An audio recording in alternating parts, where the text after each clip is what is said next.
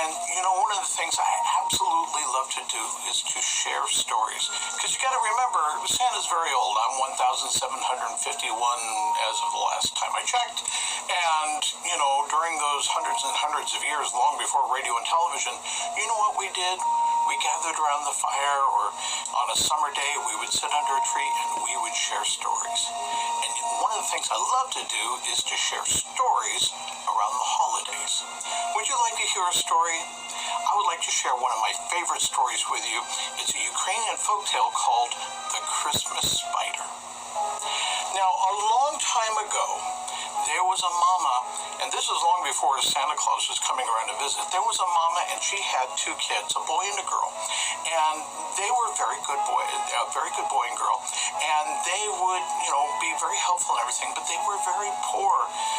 It was just the mama and the two children, and they lived in a hut that was hardly anything with dirt floors. This was a long time ago.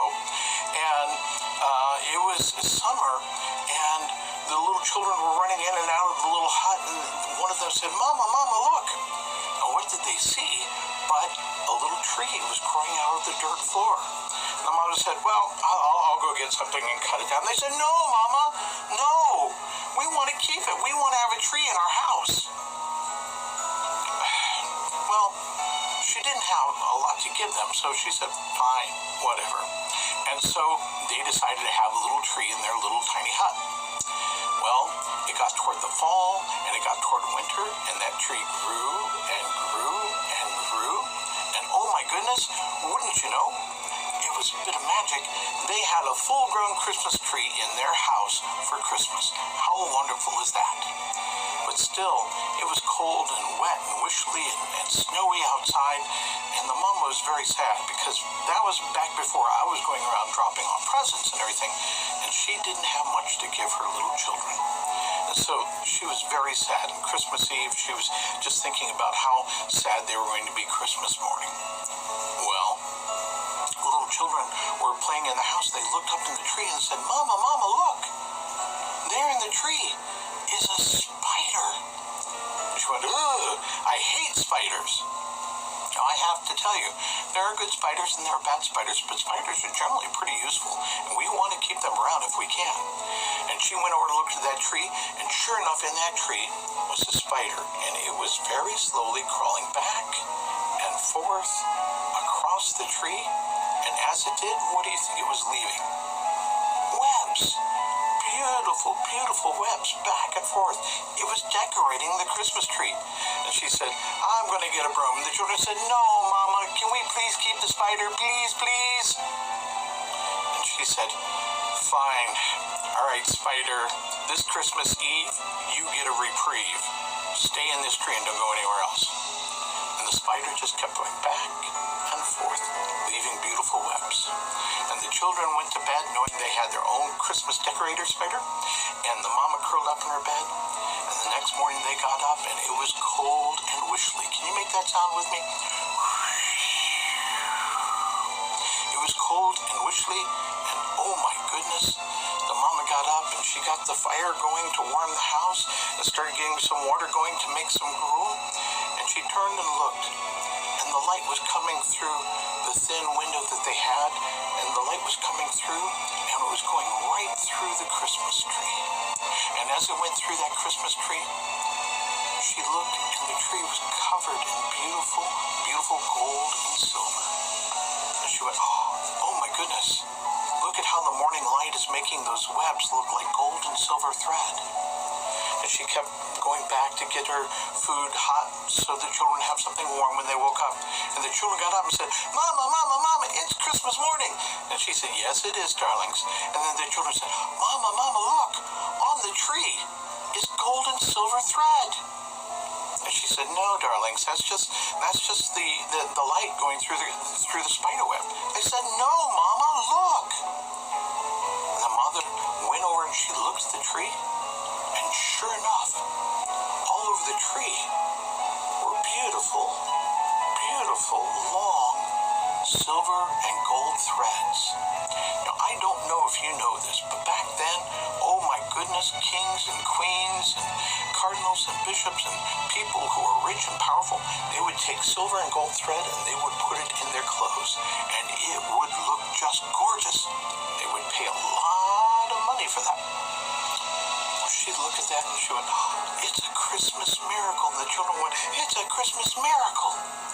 And she gathered up that thread and she wove it and spun it until she had a whole bunch of beautiful silver and gold thread. And she said, you children stay right here. And she went to the Christmas market and she took that silver and gold thread and she sold it and she got lots of money. And then you know what she did with that money? She bought food and presents and clothes and blankets, and she brought them home and her arms were full. And the children ate and they celebrated and they had a wonderful Christmas morning because of the Christmas spider. Now, do you think that mama went and got her broom and got rid of that spider? Nuh-uh. She was very happy to have that spider and that tree inside her house. And you know what? She kept that tree inside her house, and she had enough money now to build a better house all around that tree, and the tree stayed inside the house. And I'll tell you something. The next year, on Christmas Eve, that spider came back. And it started decorating the tree again. And the mama and the children, they celebrated and they welcomed it back and they were so happy. And for a total of 3 years, that Christmas spider came back. And every one of those Christmas mornings, the mama would get up and she would look, and the first light would come through on Christmas morning through the tree, and the webs would turn to beautiful silver and gold thread. And that mama and her 2 children, they were never poor and hungry again. What an amazing story. But you see, that's not the end of the story. You see, other people heard about this magical Christmas spider, and they went around and they tried to get Christmas spiders of their own, and they took ordinary spiders from all over the place and put them in the tree, and things did not go as they expected, and those were not the magical Christmas spiders that we'd come to expect, and they were very disappointed. But you know what?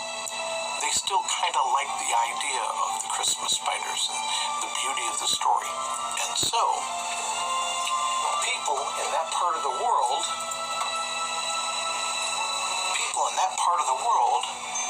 to this very day, in the Ukraine and Germany and places like that, they make beautiful Christmas spiders, beautiful beaded Christmas spiders.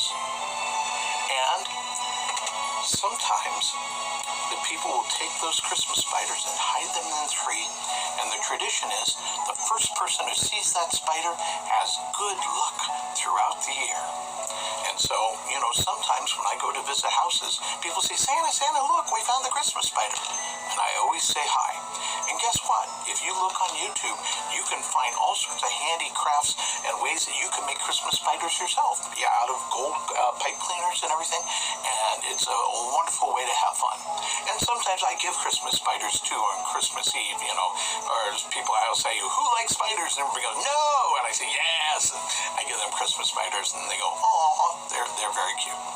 But anyway, that's the story, the traditional folktale called the Christmas spider. And I just want to say from me to you, all of you have a wonderful holiday season, and may you have lots of magic and lots of love. I'll see you all soon. Ho, ho, ho. I've got to go.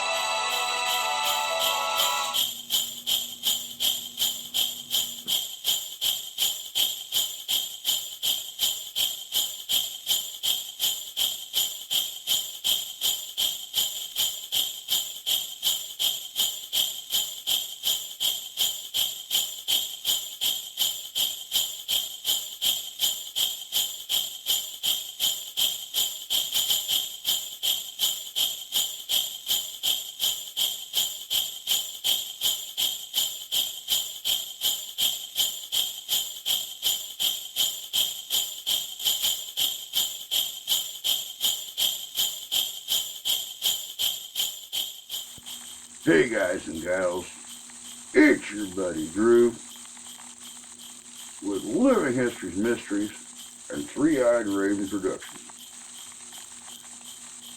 We are still up here at the North Pole, getting ready for Christmas. And of course, I'm helping out Santa where I can. Helping out my fuzzy white butt. Where I can.